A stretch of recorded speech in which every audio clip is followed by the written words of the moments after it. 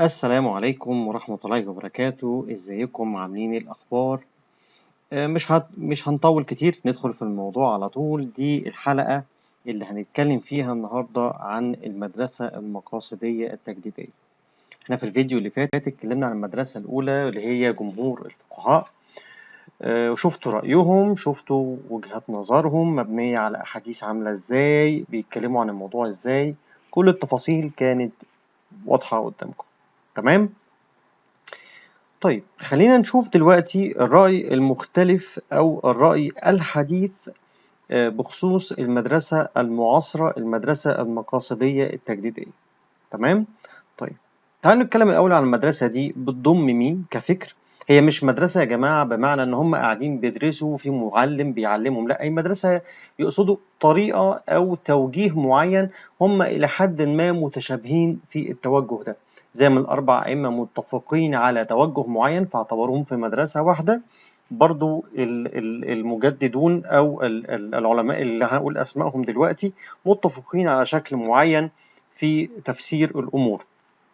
فخلينا نشوف المدرسة دي بتضم كبار العلماء ومجامع فقهية، يعني مش مجرد مشايخ، احنا دول ناس ذو مناصب دينية معينة. هنسمع منهم رأيهم في النصوص والكلام. طيب خلينا نعرف مين هم أشهر العلماء اللي موجودين في المدرسة المقاصدية التجديدية ومناصبهم كمان. مناصبهم مهمة جدا. أول حد عندنا الشيخ محمد الغزالي، ده عالم وداعية كبير جدا وعضو مجمع البحوث الإسلامية بالأزهر الشريف. اللي ما يعرفش مين الشيخ محمد الغزالي خش اقرا عنه، هتنبسط جدا من المعلومات اللي انت تعرف تقراها. وعندنا رقم 2 الشيخ الدكتور يوسف القرضاوي، ده كان رئيس الاتحاد العالمي لعلماء المسلمين سابقا، وكان أبرز الفقهاء في العصر الحديث. مدركة احنا بنتكلم عن مين دلوقتي؟ يعني احنا يعني متخيلين صح؟ أكيد متخيلين. تمام. وثالثا الإمام محمد عبده. طبعا يعني احنا ممكن ما نكونش عاصرنا كلنا الإمام محمد عبده، بس يعني خدنا عنه فكرة من كتب التاريخ. هو مفكر الإصلاح ومفتي الديار المصرية الأسبق، يعني حد كان تقيل يعني في العلم الإسلامي والدين الإسلامي. آخر حد هنقوله هم لجان الفتوى المعاصرة في دار الإفتاء المصرية، اللي بتصدر فتاوى أبديتد جدا باللي بيحصل حوالينا يعني. طيب ممكن نسمع كل شيخ منهم إلى حد ما قال إيه. يعني مثلا عندنا شيخ يوسف القرضاوي كان مؤلف كتاب اسمه كتاب الحلال والحرام. وضح إن علة التحريم الأساسية هي المضاهاة وخوف الشرك وقت صدر الإسلام، لأن الناس كانوا حديثي العهد بالأصنام. وقال صراحة إن التصوير أو المجسمات اللي يقصد بها المضاهاة التعبدية والتعظيم ليست هي الصورة التي ورد فيها الوعيد الشديد. وأكد أن الفن والتماثيل البريئة إذا انتفت منها عالة التعظيم والشرك تعود لأصلها وهو الإباحة. تفسير سريع يعني يا جماعة، المضاهاة هي إن أنت بتقول استغفر الله العظيم يا رب، يعني أو يعني الشخص اللي هو غير مؤمن ده بيقول أنا بصنع زي ما ربنا استغفر الله العظيم يا رب بيصنع. دي اسمها مضاهاة، اللي هو أنا زيك. تمام، واصلة الفكرة. حاشا طبعا كل الناس اللي بتسمعني أكيد من المبدأ ده. خلاص. طيب ده كان رأي يوسف القرضاوي في كتاب الحلال والحرام. طب نسمع كلام الإمام محمد الغزالي. كان دائما بيدعو لعدم الوقوف عند حرفية النصوص العابرة وتجاوزها لفهم مقاصد الشريعة. وكان بيشوف إن الفنون الجميلة والنحت اللي ما فيهوش مشاكل مع العقيدة الوثنية ولا يقصد به التعظيم لغير الله، هو وسيلة عمرانية وثقافية مشروعة، وأن الشريعة جاءت لحماية التوحيد ولا لمحاربة الإبداع والجمال البريء. يعني يا جماعة، مادام اللي انت بتعمله ده مش هدف منه العقيدة الوثنية اللي هو عبادة الأصنام والوثن والحاجات دي كلها وتعظيم حاجة تانية غير ربنا، فانت تمام، مفيش مشكله يعني، تمام خلاص كده. طيب في اسانيد عندهم، هم عندهم اسانيد بتقول ان في حديث بيقول عن الرسول عليه الصلاه والسلام في صحيح مسلم ان النبي صلى الله عليه وسلم قال ان الشيطان قد يأس ان يعبده المصلون في جزيره العرب، ولكن في التحريش بينهم، التحريش اللي هو يعني زعل ما بينهم وبين بعض يعني. تمام. وقالوا طالما ان الشيطان يأس ان الناس تعبد الاصنام في ديار الاسلام، يبقى الخوف التاريخي من الوثنيه انتهى. يعني بما ان الرسول صلى الله عليه وسلم قال ان خلاص الشيطان يأس ان عباده الاصنام هتكون موجوده في وسط المسلمين او جزيره العرب، خلاص الموضوع انتهى. يعني انتوا خايفين من ايه يا جماعه؟ خايفين ان هم يعبدوا الاصنام تاني؟ ما هم مش هيرجعوا لها. يبقى احنا كده فاهمين الاحاديث بفهم مختلف، فاهمين هم بيستندوا على ايه. طيب تاني حاجة، أحاديث اللعب بالأطفال. احنا ذكرناه في الحلقة اللي فاتت إن الرسول صلى الله عليه وسلم دخل على سيدة عائشة وكانت بتلعب بدومة بنات، وكان معاها كمان حصان ذو أجنحة، فبيقول لها إيه ده؟ قالت له ده حصان من أحصنة سيدنا سليمان، فضحك حتى بانت نواجذه. فكان هنا عندهم إقرار على فكرة إن الرسول صلى الله عليه وسلم لو كان ده حرام، طب ما دي تجسيد ذات أرواح يا جماعة. يعني ما هي دي ارواح، مش هنا دي بتلعب ببناتها اللي هم اطفال، اسف عرايس بنات، وبتلعب بحصان، ما ده روح والبنات روح.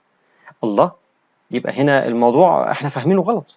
ما هو انتوا عمالين تقولوا ممنوع او حرام تجسيد ذوات الارواح، طب ما هو فعلا كانت موجود ذوات ارواح موجوده في بيت الرسول عليه الصلاه والسلام بتلعب بيهم السيده عائشه، اللي هم بناتها الصغيرين اللي هم العرايس والحصان، مش دول ذوات ارواح؟ ذوات ارواح. فهم فهموا من الحديث ده يا جماعة إن إحنا نلعب، إن إحنا عادي يبقى عندنا الحاجات ذوات الأرواح دي، ولكن مش للعبادة، فخلاص يبقى هنا انتفى الفعل الأساسي اللي هو العبادة. تمام كده. أنا عارف إن كل شيء بيتقال ليه مردود، يعني مردود عليه زي ما بيقولوا. المدرسة العلماء الفقهاء ليهم رد على كل حاجة، ودي اللي إن شاء الله بإذن الله هنعمله في الحلقة الثالثة، اللي هو الرأي والرأي الآخر.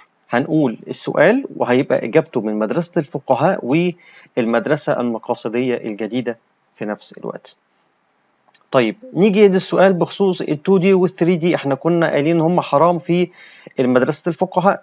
نيجي عند المدرسة المقاصدية الجديدة، بيقولوا ان المينيمي والكرتون وال 3D وال 2D وعجينة السكر حلال وجائز، لان ده فن وتوثيق الشغل اليدوي وتعبير عن الشخصيات الفنية. مفيش بني ادم عاقل في الزمن اللي احنا فيه ده بيبص للتماثيل المصغرة او الممثلين او لمعلم او اي حد مشهور ان ده صنم بيعبد.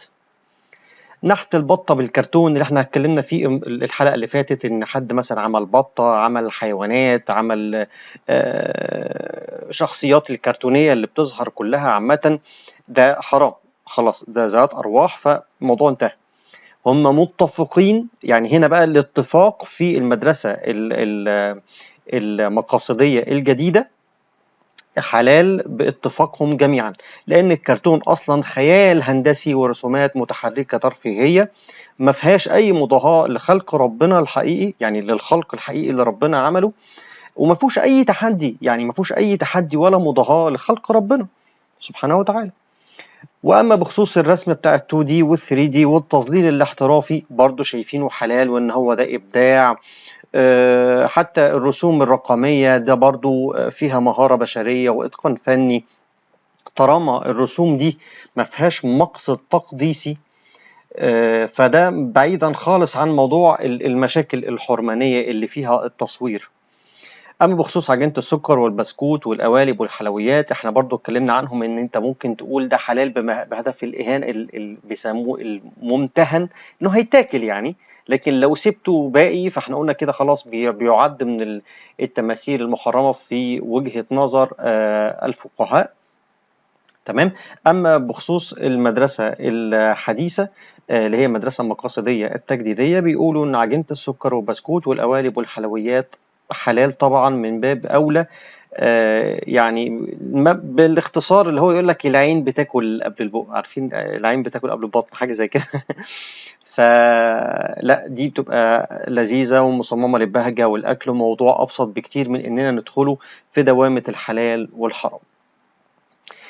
الختامة يا جماعة بكل اختصار، احنا دلوقتي قلنا مدرستين: مدرسة الفقهاء، تمام، وهي المدرسة باختصار سد الذرائع، الباب اللي يجي لك منه الريح سده واستريح، تمام كده.